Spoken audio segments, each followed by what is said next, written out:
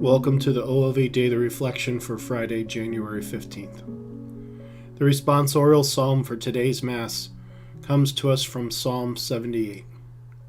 It reads, "What we have heard and know, and what our fathers have declared to us, we will declare to the generation to come, the glorious deeds of the Lord and his strength, that they too may rise and declare to their sons that they should put their hope in God, and not forget the deeds of God, but keep his commands, and not be like their fathers, a generation wayward and rebellious, a generation that kept not its heart steadfast, nor its spirit faithful towards God."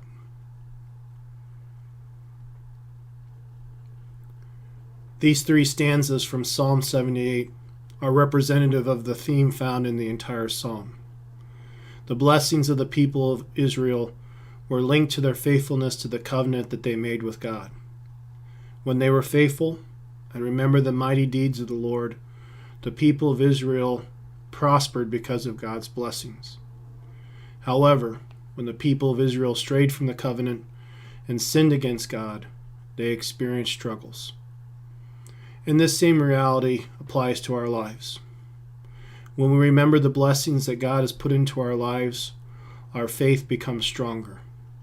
We do not worry as much. We feel empowered to do God's will for our lives. And I think truthfully, when we remember God's blessings, we have more confidence in everything we do.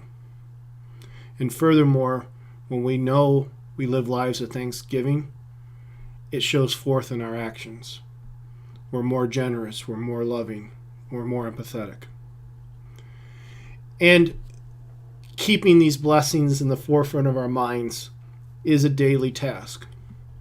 And that's one of the works of prayer. Through our prayer, we stay focused on God and not let our hearts and mind be weighed down by the other things that can fill our lives. But this is hard because there are many things that distract us, especially in this contemporary age. We have notifications constantly coming up on our cell phones. We have telephone calls, email, tweets, text. There's lots of things coming at us at all times. In fact, a priest friend and I, when we have conversations with each other, we generally reach a point where we make a decision which one of us has more stress in our lives at that point. And I think all of us can be like that. We truly can be weighed down by everything that is happening around us at all times. So we know the challenge.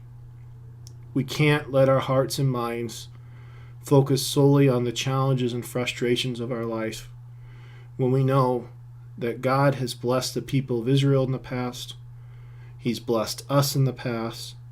So therefore, in faith, we know that God will take care of us today, tomorrow, and into the future. Now, with all this being said, I'm not saying that we should pretend that we don't have challenges or frustrations in our lives. That's not helpful either.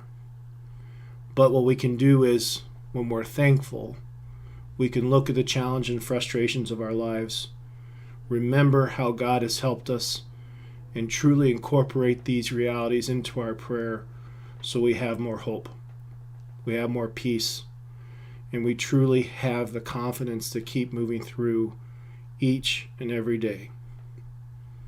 So we do not want to be like the people of Israel that forgot the faithfulness that they pledged to the Lord.